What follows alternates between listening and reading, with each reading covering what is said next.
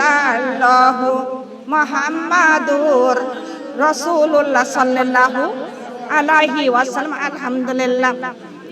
আমাদের জন্য কত বেটা বেটি মদের খবর শুনলে কাঁদবে কিনা কথা বলেন? দৌড়ে সে কান্নাকাটি করবে, ভাই বলে সে কান্নাকাটি করবে, কিন্তু আমাদের আযাব কেউ কি ঠেকাইতে পারবে? জোরে বলেন। আমাদের হাতে পায়ে রশি কার খোলার ক্ষমতাটা কার? কথা বলেন।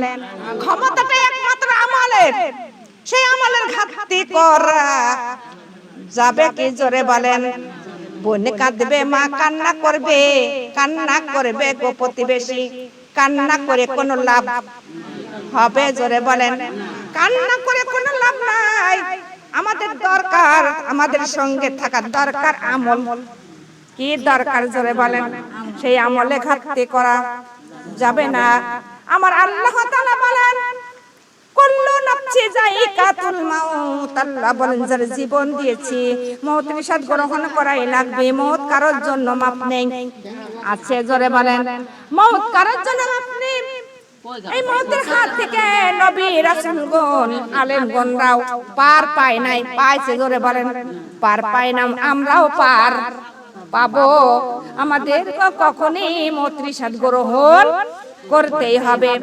কিন্তু আল্লাহ তাআলা বলেন, আসার সিরিয়াল আছে, যাওয়ার কোন সিরিয়াল আছে?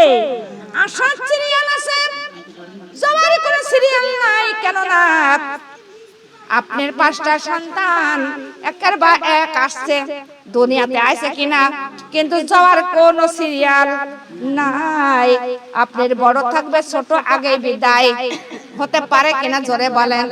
ছোট থাকবে এবং বড় যাবে, বড় থাকবে, ছোট যাবে। এটা হলো কার হুকুম? জোরে বলেন। কার হুকুম? আল্লাহর হুকুম।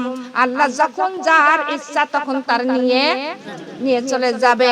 এতে আমাদের আফসোস করে কোনো লাভ আছে? জোরে বলেন। যখন কোন সন্তান এবং ভাই বোন, মা বাবা যখন মৃত্যু বরণ করে, কতজন বুকে থাবড়ে নিয়ে কান্দে কিনা? এটা আল্লাহ তার উপরে বেজার হয়ে যায়। কেন না? আল্লাহ তাআলা বলেন, হে বান্দা, এটা হলো আমার বান্দা, মানে আমার মাল, আমি নিয়ে আসছি, তাতে তোর কি? কিন্তু এরকম কান্না আল্লাহ পছন্দ করে? জোরে বলেন। আল্লাহ পছন্দ করে না। কিন্তু সবারই তো মহব্বত আছে কিনা? মহব্বত আছে, কিন্তু কান্না করবেন স্বামী, সন্তান এবং আত্মীয়স্বজনের জন্য কান্না করতে হবে জায়নামাজে বসে। কখন কান্নাকাটি করব? জায়নামাজে বসে আল্লাহর কাছে কান্নাকাটি করব, হে আল্লাহ, আমার মা বাবা তুমি জান্নাতি বানাইয়া দাও। জোরে বলে সুবহানাল্লাহ। এটা আল্লাহর কাছে আমরা বলবো। কিন্তু আল্লাহর কাছে আমরা মা বাবার জন্য, ভাই বোনের জন্য, সবার জন্য দোয়া চাবো কার কাছে? আল্লাহর কাছে দোয়া করব, আল্লাহ যেন আমাদের মা বাবা, ভাই বোন, আমাদের আত্মীয়স্বজন সবাইকে আল্লাহ যেন জান্নাতি বানাইয়া দেয়। জোরে বলে সুবহানাল্লাহ। হে দুনিয়ার মা বোন, আমাদের সবার যেতে হবে, কারণ মা নাই আজকে বাদে কালকে বাদে পরশু আমাদের সবার যেতে হবে। ওই পথ থেকে কারোর বাঁচার ক্ষমতা আছে? ওই পথের যাত্রী আমরা কয়দিন থাকবো দুনিয়ায়? আজরাইল তো আমাদের পিছনে ঘুরছে সর্বদাই। কথা বলেন। আজরাইল আমাদের পিছনে ঘুরতেছে, কখন যেন আমাদের রূহটাও কবজ করে নিয়ে নেয়। আমাদের তখনই সঙ্গে সঙ্গে কবরের বাসিন্দার হতে হবে কিনা? জোরে বলেন। কবরের বাসিন্দার হতে হবে, কিন্তু মওতের হাত থেকে কেউ বাঁচতে পারে নাই, বাঁচারও কারোর ক্ষমতা নাই। দুনিয়ার মা বোন গো, মওতকে আমাদের একদম নিকটে, মওত একদম নিকটে। কখন যেন মওত চলে আসে কিনা জীবনের কোনো গ্যারান্টি আছে? আল্লাহর নবী বললেন, আলী তুমি মৃত্যু কতটুকু কাছে রাখো? হযরত আলী বললেন, ইয়া রাসূলুল্লাহ, হাবিবাল্লাহ, আমি যখন ফজরের নামাজ আদায় করি তখন মনে মনে বলি, ফজরের নামাজ আদায় করলাম, মনে হয় জোহরের নামাজ পাবো না। এর মধ্যেই মনে হয় মওত হতে পারে। যখন জোহরের নামাজ আদায় করি তখন মনে মনে বলি জোহরের নামাজ আদায় করলাম মনে হয় আসর আসবে না, এর মধ্যেই মনে হয় মওত হতে পারে। যখন আমি আসরের নামাজ আদায় করি মনে মনে বলি আসরের নামাজ আদায় করলাম মনে হয় মাগরিব আসবে না, এর মধ্যেই মনে হয় আমার মওত হতে পারে। যখন মাগরিবের নামাজ আদায় করি তখন মনে মনে বলি মাগরিবের নামাজ আদায় করলাম মনে হয় ইশারের নামাজ আসবে না, এর মধ্যেই মনে হয় মওত আসতে পারে। আল্লাহর নবী বললেন আলী রে নামাজের ফাঁকা ফাঁকি আছে আর মওতের কোনো ফাঁকা আছে? মওতের কোনো ফাঁকা নাই, কেননা নামাজের মধ্যে ডান দিকে সালাম ফেরানো হয়, বাম দিকে সালাম ফেরানোর টাইম মওত দেয়। জোরে বলেন। আহার করার টাইম, আমাদের গোসল করার টাইম, সফর করার টাইম, এমন মওত এমন আমাদের স্বামীর সন্তান তাদের জন্য কারোর জন্য অপেক্ষাও করে না। সেই মওত আমাদের সামনে না পিছনে? কথা বলেন। আমাদের সামনে ওই মওত গ্রহণ, মওতের সাথ গ্রহণ করাই লাগবে। আর মওতের পরে শপথ থেকেই কবরে যাওয়া লাগবে কিনা? আমাদের কবরটা সামনে না পিছনে? কথা বলেন। কবরে প্রত্যেকেরই কবরে যাওয়া লাগবে। কবরের হিসাব, মুনকার নাকির সওয়ালের হিসাব, আমাদের প্রত্যেকেরই দোয়া লাগবে কিনা? মুনকার নাকির সওয়ালের জবাব আমাদের প্রত্যেকের দোয়া লাগবে। কারোর মাপ আছে? জোরে বলেন। কারোর মাপ নাই। তাই আমাদের যখনই আমরা আমাদের সন্তানরা যখন বুঝাজ্য হবে তখনই আমাদের নামাজের তাগিদ দিতে হবে। কিসের তাগিদ? নামাজ না পড়ে কবরে যাওয়া, রোজা না রেখে কবরে যাওয়া, আল্লাহর কোরআন না মেনে কবরে যাবে। জোরে বলেন।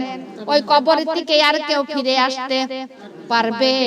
আর কোনদিন নামাজ আদায় করতে, রোজা রাখতে, কোরআনটা পড়তে কেউ পারবে? কারোর ক্ষমতা হবে? জোরে বলেন। হে দুনিয়ার মাবুদগা, কারোর ক্ষমতা নাই। আল্লাহর নবী ইয়াকুব আলাইহি ওয়াসাল্লাম রাস্তা দিয়ে যাচ্ছিলেন, এমন সময় আজরাইলের সঙ্গে দেখা হয়ে গেল। আজরাইলকে দেখিয়া সালাম দিলেন। আজরাইল বললেন, ভাই ইয়াকুব আপনি কেমন আছেন? বলে, ভালো আছি। বলতেছে, আমি হলাম আজরাইল। ইয়াকুব আলাইহিস সালাম বললেন, ভাই আজরাইল আপনি তো সারা জাহানের রূহ কবজ করকারী, কিন্তু আপনি কি আমার রূহটাও কবজ করবেন? আপনি কিরা কবজ করবে? ওই আজরাইল বলতেছে, ভাই আজরাইল আমার মওতের আগে একবার আমার মওতের একটা সংবাদ জানাইয়া দিবেন। তখন আজরাইল আলাইহি ওয়াসাল্লাম বললেন, ভাই ইয়াকুব এই মওতের সংবাদ আমার জানানো লাগবে না, জানাইয়া দিবেন আমার মাওলা। জোরে বলে সুবহানাল্লাহ। কিডা জানাইয়া দিবেন? আমার মাবুদ মওতের সংবাদটা জানাইয়া দিবেন, এই কথা বললেন আজরাইল আলাইহি ওয়াসাল্লাম। কিন্তু কিছুদিন পরে আজরাইল আলাইহি ওয়াসাল্লাম ইয়াকুবের রূহটা কবজ করতে চলে আসলেন। আসার পরে তখন ইয়াকুব আলাইহি ওয়াসাল্লাম বলেন, ভাই আজরাইল আপনি তো বলেছিলেন আল্লাহ তাআলা আমাদের মওতের সংবাদ 7টা জানাইয়া দিবেন। কয়টা? 7টা জানাইয়া দিবে, কিন্তু আজ পর্যন্ত একটা সংবাদও আসে নাই। আপনি কেন আমার রূহ কবজ করতে চলে আসলেন? তখন আজরাইল আলাইহি ওয়াসাল্লাম বললেন, ভাই ইয়াকুব আল্লাহ তাআলা আপনার 7টা সংবাদই জানাইয়া দিয়েছে, কিন্তু আপনি টের পান নাই। তখন ইয়াকুব আলাইহি ওয়াসাল্লাম বললেন, ভাই আজরাইল আমার 7টা সংবাদ কবে আসলো ভাই, আমি টের পাইলাম না। তখন আজরাইল আলাইহি ওয়াসাল্লাম বললেন, ভাই ইয়াকুব প্রথম নম্বরের আপনার সংবাদ, আপনি যখন মাথার চুল পাক ধরে দেয় আমার আল্লাহ তাআলা একটি মওতের সংবাদ জানাইয়া দেয়। দ্বিতীয় নম্বরের সংবাদ, যখন চোখের জ্যোতি কমে যায় আমার আল্লাহ তাআলা একটা মওতের সংবাদ জানাইয়া দেয়। 3 নম্বর সংবাদ, আপনার মুখের দাঁত যখন ক্ষয় হয়ে যায় আল্লাহ তাআলা আরেকটি মওতের সংবাদ জানাইয়া দেয়। চতুর্থ নাম্বার সংবাদ, আপনি যতই গোশ মাছ যতই ভালো মন্দ খান, আগেকার মতো শক্তি আর আপনি পাইতেছেন না। কিন্তু যতই আপনি দুধ খান আর গোশ খান, ডিম খান, ভালো মন্দ খান, ফলমূল, আগেকার মতো শক্তি পাইতেছেন? জোরে বলেন, পাইতেছেন না। দিন যাইতেছে, দিন শক্তিহীন হয়ে যাচ্ছেন কিনা জোরে বলেন। এ দুনিয়ার মামুনিগা, তখন আজরাইল বলতেছেন, ভাই ইয়াকুব, এই চারটে সংবাদ কি আপনার মধ্যে আসে নাই? ইয়াকুব আলাইহি ওয়াসাল্লাম বললেন, ভাই আজরাইল, এই চারটে সংবাদ তো আমার মধ্যে কবে এসে গেছে, কিন্তু আমি টের পাই নাই। হে দুনিয়ার মামুনিগা, এই চারটে সংবাদ আমাদের প্রত্যেকের মধ্যে এসে গেছে, কিন্তু আমরা টের পাই নাই। কথা বলা ঠিক না বেঠিক? আমাদের মাথার চুল পাক ধরে দেশে কিনা, আমাদের চোখের জ্যোতি কমে গেছে কিনা, মুখের দাঁত ক্ষয় হয়ে গেছে কিনা, যতই সন্তান আপনার দুধ রোজান করে দিক, যতই ফলমূল খাক না কেন, আগেকার মতো আপনি আর শক্তি পাইবেন? জোরে বলেন। দিন যাইতেছে আর দিন শক্তিহীন হয়ে যাচ্ছেন। কথা বলেন ঠিক কি বেঠিক? হে দুনিয়ার মামুনিগা, তাই আমাদের মতের সব সময় মতের চিন্তা করতে হবে, টেনশন করতে হবে, কেননা কখন যেন আমাদের মত এসে যায়, আর মত এসে গেলে চলে যেতে হবে কোথায়? জোরে বলেন, কবরে। আর কবরটাই আমাদের একদম নিকটে। কবরে যাওয়ার সঙ্গে সঙ্গে মুনকার নাকির ফেরেশতা চলে আসবে, আসিয়া বলবে, মার রব্বুকা ওয়া মা দীনুকা মান নাবিয়ুকা। তিনটি প্রশ্ন, না পারিলে প্রশ্নের জবাব শুরু হয়ে যাবে ওই কবরের আযাব। জোরে বলে সুবহানাল্লাহ। কথা বলেন ঠিক না বেঠিক? দুনিয়ার মাবুনগা, ওই কবরের মধ্যে আমাদের সওয়ালের জবাব দিতেই হবে, কারোর মাপ নাই। কেননা রব আমার আল্লাহ, দিন আমার ইসলাম, নবী আমার মুহাম্মদ সাল্লাল্লাহু আলাইহি ওয়াসাল্লাম। তিনটি জবাব, তিনটি প্রশ্নের জবাব আমাদের দিতে হবে। না পারলে প্রশ্নের জবাব শুরু হয়ে যাবে ওই কবরের আযাব।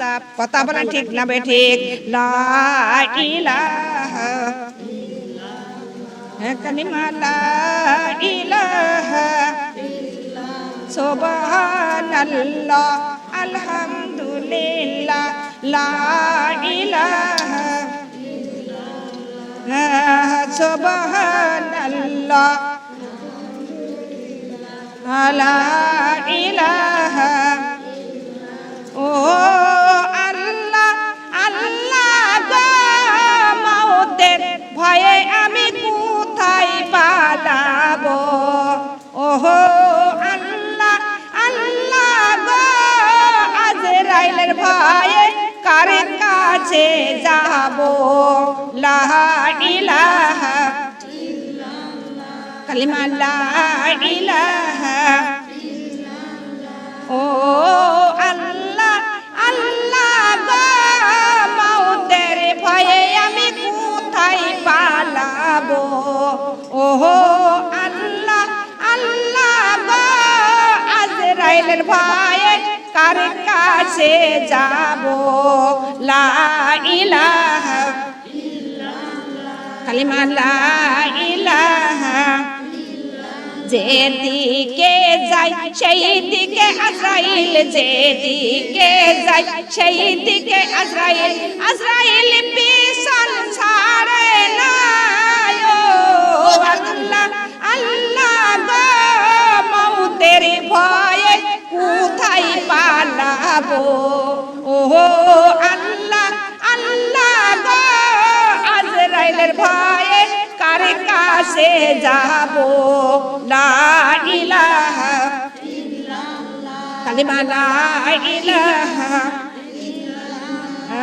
ডানের দিকে তাকায়া দেখি, বামে দিকে তাকায়া দেখি, আজরাইল আমার সামনেতে।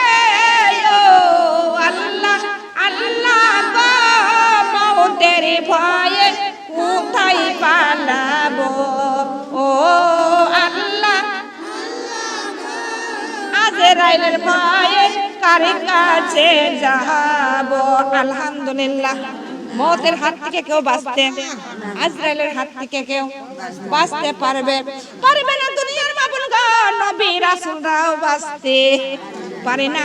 হযরত মুহাম্মদ সাল্লাল্লাহু আলাইহি ওয়াসাল্লাম যেদিন মৃত্যুবরণ করবেন, এমন সময় আজরাইল আলাইহি ওয়াসাল্লাম আল্লাহর নবীর সামনে হাজির হয়ে গেল। জোরে বলে সুবহানাল্লাহ। এ দুনিয়ার মাবুনগণ, আল্লাহ তাআলা বলেন, হে আজরাইল, আমার বন্ধুর রূহটা তুমি কবজ করতে যাইতেছো, আমার বন্ধুর অনুমতি ছাড়া তুমি তার রূহ কবজ করবে না। হুকুমটা কার? কথা বলেন। আমার বন্ধুর অনুমতি ছাড়া, আমার বন্ধু পরিবারের অনুমতি ছাড়া তার বাড়ি তার ঘরে প্রবেশ করাও যাবে না। কার হুকুম? আল্লাহর হুকুম। এমন সময় আমার নবী মুহাম্মদ সাল্লাল্লাহু আলাইহি ওয়াসাল্লাম, তার গায়ে প্রচন্ড জ্বর, তার মাথার ব্যথা, শরীরটা ক্লান্ত। এমন সময় হযরত মা ফাতিমা জোহরা বাবার পাশে বসে আছে। বাবার পাশে বসে তিনি বাবার পাশে বসে বসে আল্লাহর কোরআন পড়তেছেন এবং তাসবিহ পড়তেছেন। জোরে বলে সুবহানাল্লাহ। এমন সময় আজরাইল আলাইহি ওয়াসাল্লাম আল্লাহর হুকুমে চলে আসলেন, কিন্তু নবীর পরিবারের হুকুম ছাড়া তো তার বাড়ি তার ঘরে প্রবেশ করা যাবে না। তখন ওই ঘরে বাড়ির সামনে আজরাইল সালাম দিলেন। সালাম দিয়ে বলতেছে, ও নবীর পরিবার, তুমি অনুমতি দাও, অনুমতি দিলে তোমার বাড়ির মধ্যে, ঘরের মধ্যে ঢুকবো, তোমার বাবার সঙ্গে আমি একটু সাক্ষাৎ করব। জোরে বলে সুবহানাল্লাহ। হযরত মা ফাতিমা জোহরা বলতেছেন, আপনার কে? আপনার পরিচয় কি? আপনি কি রেখে এসেছেন? আমার বাবার সঙ্গে আজকে দেখা করা যাবে না, সাক্ষাৎ করাও যাবে না। কেন না? আমার বাবার গায়ে প্রচন্ড জ্বর এবং মাথার ব্যথা, তিনি বেহুশ হয়ে পড়ে আছে। জোরে বলে সুবহানাল্লাহ। কিন্তু তখন আজরাইল আলাইহি ওয়াসাল্লাম বললেন, ও নবীর পরিবার, আমি হলাম একটা মুসাফির, তোমার বাবার সঙ্গে সাক্ষাৎ করব, দেখা করব। কিন্তু কিছুতে মা ফাতিমা অনুমতি দিলেন না। আর অনুমতি ছাড়া তো আজরাইল তার বাড়ি ঘরে প্রবেশ করবেন না। এমন সময় টাইম ওভার হয়ে যাচ্ছে। আজরাইল আলাইহি ওয়াসাল্লাম বিকট একটা আওয়াজ করলেন। বিকট আওয়াজ শুনে নবীজি চেতন হয়ে গেল। চেতন হয়ে বলেন, চেতন হয়ে বলতেছে, হে আমার মা ফাতিমা, এত বড় একটা বিকট আওয়াজ কিসের আসলেন? মা ফাতিমা জোহরা বলতেছে, আব্বা জান, এই বাড়ি ঘরের সামনে একটা মুসাফির এসেছে, কিন্তু আপনার সঙ্গে সাক্ষাৎ দেখা করতে চাই, কিন্তু আমি অনুমতি দিই নাই। দেখা আমি অনুমতি দিই নাই, তাই বাড়ি ঘরে প্রবেশ করতে পারি নাই। তখনই আমার নবীজি বলতেছেন, বিকট আওয়াজ কিসের আসলো? মা গো, তুমি একটু যা দেখে এসো। মা ফাতিমা জোহরা তখনই বাবার কাছ থেকে উঠিয়া তখনই ঘরের দরজাটা খুলে দেখলেন ঘরের দরজার সামনে দাঁড়িয়ে আছেন, তার পা ওখানে আসমানে, মাথাটা জমিনে, দেহর গঠন এমন ভীষণ, চিনবেন তিনি কেমনে? না চিনিয়া তিনি দেখিয়া বাবার কাছে চলে গেল। যা বলতেছেন, আব্বা জান, ঘরের সামনে একটা লোক এসেছে, কিন্তু তার পাও দুখানা আসমানে, মাথা খানা জমিনে, দেহর গঠন এমনি ভীষণ। আব্বা, চিনব আমি কেমন করে? আমার আল্লাহর নবী বলতেছে, মাগো, ওটাই হলো সেই আজরাইল। ও মা, ওই আজরাইলের হাত থেকে কারোর বাঁচার ক্ষমতা নাই, মাগো, কারো রক্ষাও নাই। মাগো ওই আজরাইল নতুন বউকে বিধবা বানাইয়া দেয়। ওরে ওই আজরাইল ওরে মার কলিজার টুকরাকে ছিনিয়ে মার কলিজা ওরে খালি করে দেয় ওই আজরাইল। এমন কি ছোট্ট ছোট্ট ছেলে মেয়েদের ওরে বাবা হারা মা হারা করে এতিম বানাইয়া দেয়।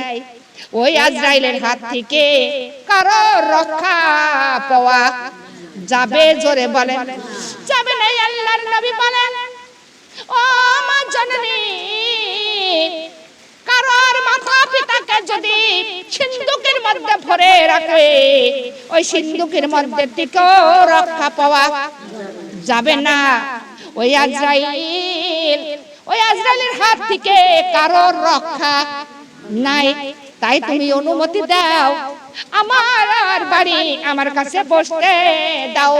জোরে বলে সুবহানাল্লাহ। লা ইলাহা কালিমা লা ইলাহা সুবহানাল্লাহ আলহামদুলিল্লাহ লা ইলাহা কালিমা লা ইলাহা। আমার দয়ার নবী কান্দে যারে যার, আমার মায়ার নবী কান্দে কিসের জন্য কাঞ্চাগা বন্ধু, কিসের জন্য কাঞ্চাগা বন্ধু। নামাজ রোজা আমি পাঠাইছি লা ইলাহা কালিমা লা ইলাহা কালিমা লা ইলাহা। নবীজি বলে ও গো আল্লাহ, নবীজি বলে ও গো আল্লাহ উম্মতে যায় না যেন দোজখে লা ইলাহা কালিমা লা ইলাহা। আমার এতিম নবী কান্দে যারে যার, আমার এতিম নবী কান্দে কিসের জন্য কাঞ্চাগা বন্ধু, কিসের জন্য কাঞ্চাগা বন্ধু। কোরআন হাদিস আমি পাঠাইছি কালিমা লা ইলাহা কালিমা লা ইলাহা। আমার নবীজি বলে ও গো মাওলা, নবীজি বলে ও গো মাওলা উম্মত যায় না যেন দোজখে লা ইলাহা কালিমা লা ইলাহা। এই আমার মায়ার নবী কান্দে, আমার মায়ার নবী কান্দে কিসের জন্য কাঞ্চাগা বন্ধু, কিসের জন্য কাঞ্চাগা বন্ধু।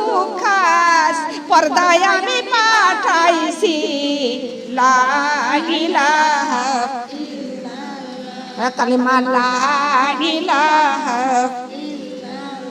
নবীজি বলে ও গো মাওলা, নবীজি বলে ও গো মাওলা উম্মত যায় না যেন জাহান্নামে লা ইলাহা